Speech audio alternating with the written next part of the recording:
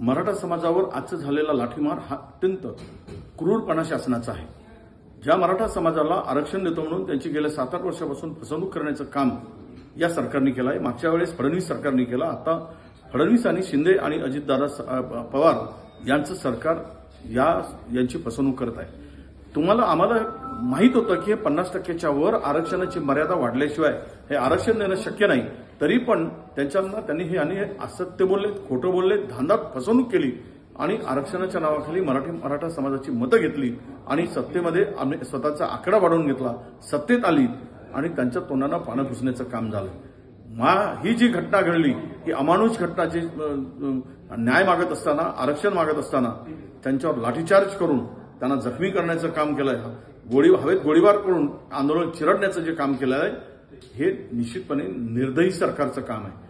हक्कासाठी रस्त्यावर उतरणं हा गुन्हा नव्हे, हक्कासाठी मागणं हा गुन्हा नव्हे। यापेक्षाही मोठे मोठे मोर्चे त्या काळामध्ये झाले, 5-5 लाखाची मोर्चे झाली, पण कधीही त्या आंदोलनकर्त्यावर लाठीचार्ज करण्याचं काम तत्काळ त्याही वेळच्या सरकारने केलेलं नाही।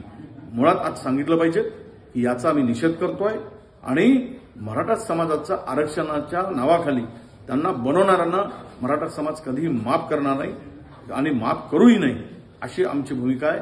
आरक्षण द्यायचं असेल तर केवळ आणि केवळ अमेंडमेंट व्हायला आवश्यक आहे, त्यांची फसगत होता कामा नये।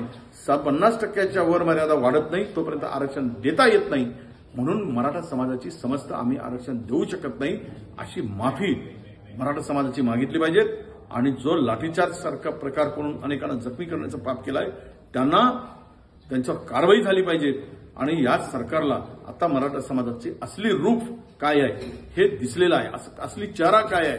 केवळ आरक्षणाच्या नावाने स्वतःची तोंडी भरण्याचं काम जे चालू होतं त्याची फसगत मराठा समाजाची समस्त केल्या गेली हे आता सिद्ध झालेलं आहे आणि म्हणून ही जी घटना, अशा घटना जे घडून आंदोलन चिरडण्याचं जे काम चाललेलं आहे त्याचा आम्ही निषेध करतो आणि या घटनापासून मराठा समाजांनी अशा खोटारड्यापासून धडा घ्यावा आणि अशांना धडाही शिकवावा अशी आम्ही त्यांना आवाहनही करतो।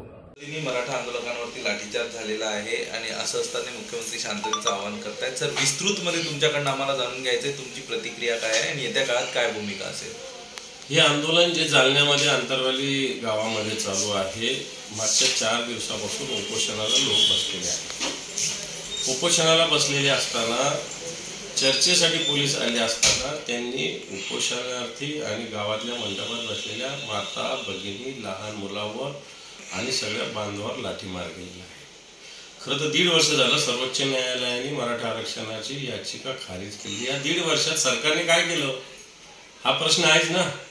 एकीकडे बोल घोड्या गोष्टी करायच्या, सह्याद्रीवर बैठका घ्यायच्या, मोठ्या मोठ्या कोरड्या बैठका घ्यायच्या, निघतं काय? सगळे मिनिट्स आहे मुख्यमंत्र्यांनी घेतलेल्या बैठकामध्ये, याच्यातून काहीही बाहेर पडलेलं नाही।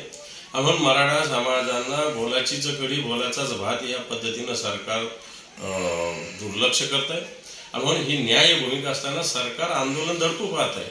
आंदोलन दडपल्याने आंदोलन थांबणार नाही तर उलट ताकदीनं उभा राहू शकेल। एक आंदोलनाची एक ठिणगी सुद्धा मला वाटतं मोठी ज्वाळा निर्माण करू शकेल आणि मराठा समाज निश्चित ही ज्वाळा या महाराष्ट्रात निर्माण केल्याशिवाय राहणार नाही।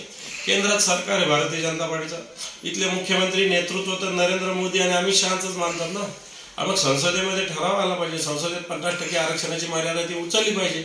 याच्यासाठी कोणते प्रयत्न केले आणि म्हणून या सर्वस्व लाठीमारला सरकार जबाबदार आहे। इथले पोलीस अधीक्षक जे आहेत त्यांना सस्पेन्शनची कारवाई झाली पाहिजे, संबंधितांवर सगळ्या कारवाई झाल्या पाहिजे आणि आंदोलकांना न्याय देण्याची भूमिका सरकारने घेतली पाहिजे, एवढा इशारा मी सरकारला देतो।